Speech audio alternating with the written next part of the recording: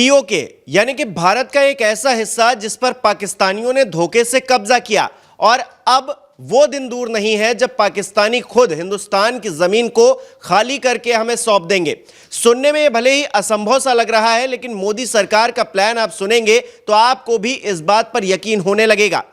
हाल ही में विदेश मंत्री एस जयशंकर लंदन के चैथम हाउस थिंक टैंक के एक प्रोग्राम में शामिल हुए। वहां एक पाकिस्तानी पत्रकार ने उनसे पूछा कि क्या प्रधानमंत्री मोदी कश्मीर मुद्दे का हल निकालने के लिए अमेरिकी राष्ट्रपति डोनाल्ड ट्रंप के साथ अपने संबंधों का इस्तेमाल कर सकते हैं। इस पर जयशंकर ऐसा सटीक जवाब देते हैं कि पाकिस्तानियों के होश उड़ जाते हैं। वो कहते हैं कि हमने कश्मीर के ज्यादातर मुद्दों का हल निकाल लिया है। अनुच्छेद 370 को हटाना पहला कदम था, फिर कश्मीर में विकास, आर्थिक गतिविधियों और सामाजिक न्याय को बहाल करना दूसरा कदम था, चुनाव कराना जिसमें काफी वोटिंग भी हुई तीसरा कदम था। मुझे लगता है कि हम जिस हिस्से का इंतजार कर रहे हैं वो कश्मीर के उस हिस्से की वापसी है जिसे चोरी से पाकिस्तान ने अपने पास रखा है। जब यह हो जाएगा तो मैं आपको यकीन दिलाता हूं कि कश्मीर का मसला हल ही हो जाएगा। भारतीय विदेश मंत्री की यह बात सुनकर वहां बैठे पत्रकार को तो मिर्ची लगी ही, बल्कि बात इस्लामाबाद तक पहुंची जहां बैठे हुक्मरान बयान सुनते ही बौखला गए।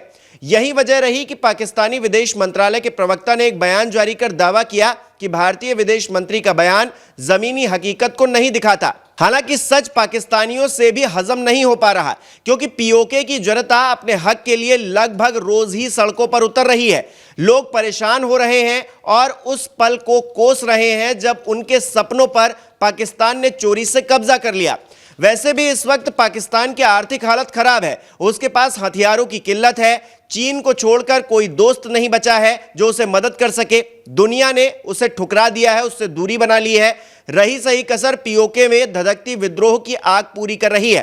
पाकिस्तानी कब्जे वाले कश्मीर में अक्सर प्रदर्शन देखे जा रहे हैं। एक बार पीओके के लोगों ने जिस चिलास डायमर बाशा डैम के दरवाजे पर ताला लगा दिया था, वो पाकिस्तान की सबसे बड़ी बांध परियोजना है, जिसके बारे में वो दावा करता है कि उसका ये बांध दुनिया का सबसे ऊंचा बांध होगा। लेकिन पीओके के लोग इस डैम की वजह से हो रही नाइंसाफी के खिलाफ प्रदर्शन कर रहे हैं और भी कई समस्याएं पीओके के लोग झेल रहे हैं। पीओके की तरह ही गिलगिट बाल्टिस्तान के लोग भी पाकिस्तान से परेशान हैं, क्योंकि उनकी जमीनों पर सरकार और सेना जबरन कब्जा करके बैठी है। तो चाहे पीओके हो या फिर गिलगिट बाल्टिस्तान, उन्हें पाकिस्तान ठग रहा है। मोदी सरकार की तरफ से सभी बड़े अंतर्राष्ट्रीय मंचों पर पीओके में आतंकी अड्डों के अलावा वहां पर आम लोगों पर हो रहे अत्याचार के मामलों को उठाया जा रहा है।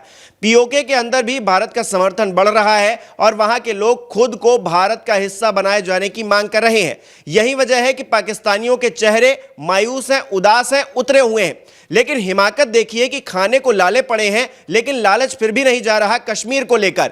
दरअसल ट्रंप की वापसी से दुनिया भर में जो उथल पुथल मची है, इस बीच पाकिस्तान को लगता है कि बात बात पर उबाल खाने वाले जो ट्रंप हैं उनके कार्यकाल में कश्मीर का राग छेड़ दिया जाए और भारत के लिए परेशानी खड़ी की जाए।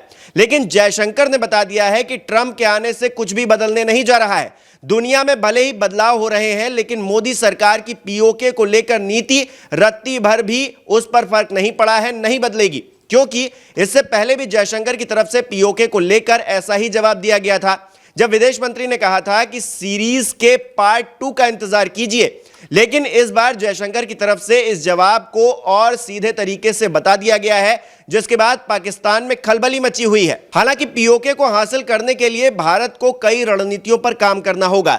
इसमें कूटनीतिक, सैन्य, राजनीतिक और आर्थिक पहलू शामिल है। कूटनीति के तहत संयुक्त राष्ट्र, G20, संघाई सहयोग संगठन जैसे अंतर्राष्ट्रीय मंचों पर यह मुद्दा सालों से उठाया जा रहा है कि पीओके भारत का अभिन्न अंग है और इसे हमें वापस लेना है।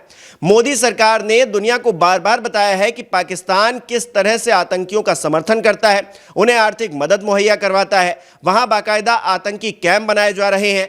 इससे पाकिस्तान का असली चेहरा बेनकाब हो रहा है। इसके अलावा भारत पीओके के लोगों के बीच हिंदुस्तान के प्रति समर्थन को बढ़ाने की कोशिश भी कर रहा है, ताकि वहां के लोग खुद भारत के साथ आ जाएं, जैसा कि हालात बनते हुए दिखाई भी दे रहे हैं। सैन्य कार्रवाई की बात की जाए तो 2016 और 2019 में जिस तरह से भारत ने आतंकवादी ठिकानों पर सर्जिकल स्ट्राइक की, ठीक उसी तरह की एयर स्ट्राइक करके भी पीओके को हासिल किया जा सकता है। अगर नीति अनुकूल हो और पाकिस्तान कमजोर हो तो पूर्ण सैन्य कार्रवाई करके भी पीओके पर नियंत्रण स्थापित किया जा सकता है। ऐसी स्थिति में पाकिस्तान पर दबाव बढ़ाने के लिए बलूच अलगाववादियों जैसे स्थानीय विद्रोही भारत का साथ दे सकते हैं। पाकिस्तान में तख्ता पलट नई बात नहीं है, वहां की अर्थव्यवस्था पहले से ही चौपट हो रखी है। बलूचिस्तान, सिंध और खैबर पख्तूनख्वा में अलगाववादी आंदोलनों की वजह से सेना कमजोर होने लगी है। ऐसे में अगर भारत ने हमला किया तो पाकिस्तान संभल नहीं पाएगा। आर्थिक और तकनीक के मोर्चे पर भी देखें तो व्यापार प्रतिबंध और जल संसाधनों पर पहुंच को प्रतिबंधित करके भी पाकिस्तान को घुटने पर लाया जा सकता है, क्योंकि पाकिस्तान की व्यवस्था वैसे ही नाजुक मोड़ पर है।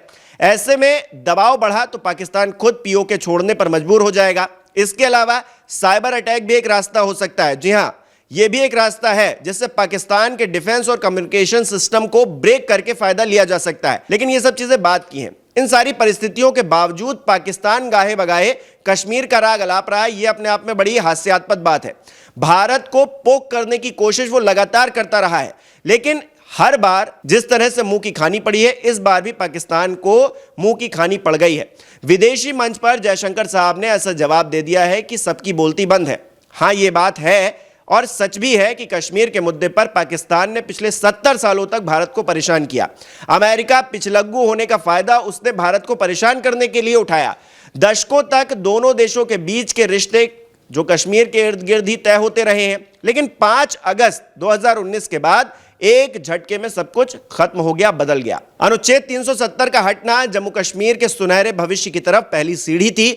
इसके बाद सब कुछ आसान होता चला गया। विकास के साथ शांति बहाली और वहां की जनता द्वारा चुनी गई एक सरकार यह बता रही है कि भारत सरकार ने कश्मीर का मुद्दा किस तरह से हैंडल किया है, लेकिन काम अभी पूरा नहीं हुआ है। पीओके का दोबारा भारत से मिलना अभी बाकी है। धारा 370 हटाने का वादा बीजेपी ने अपने घोषणा पत्र में किया था, जिसे उसने पूरा भी किया। लेकिन सबसे बड़ा सवाल पीओके को लेकर है, जिसे वापस लेने की चुनौती भारत में ही मोदी सरकार को मिलती रही है। पर पीओके के सवाल पर गृह मंत्री अमित शाह भी दो टूक कह चुके हैं कि पीओके भारत का है, भारत में ही रहना चाहिए। रक्षा मंत्री राजनाथ सिंह ने तो यहां तक कह दिया कि पीओके खुद ब खुद भारत में मिलेगा, क्योंकि यहां के विकास को देखकर पीओके के लोग कहेंगे कि हम भारत के साथ जाना चाहते हैं। यहां तक कि जम्मू कश्मीर के मुख्यमंत्री उमर अब्दुल्ला ने भी यह बात कह डाली है कि केंद्र सरकार को पीओके वापस लेने से किसी ने नहीं रोका है। हमने कारगिल युद्ध के दौरान पीओके वापस ले लिया था, हम फिर से कोशिश करें और इसे वापस लें। हमें इसका वो हिस्सा भी लेना चाहिए जो चीन के कब्जे में है। पीओके को लेकर बढ़ती ये सियासी जुगलबंदी बता रही है कि जल्द ही बहुत बड़ी खुशखबरी भारत के लिए आने वाली है। सरकार के लिए पीओके का मतलब वो अधूरा काम है जिसे हर हाल में पूरा किया जाना बाकी है, और हिंदुस्तान का भी यही सपना है कि हम अखंड भारत का नक्शा फिर से बनाएं ताकि दुनिया हिंदुस्तान की असली ताकत को पहचान सके।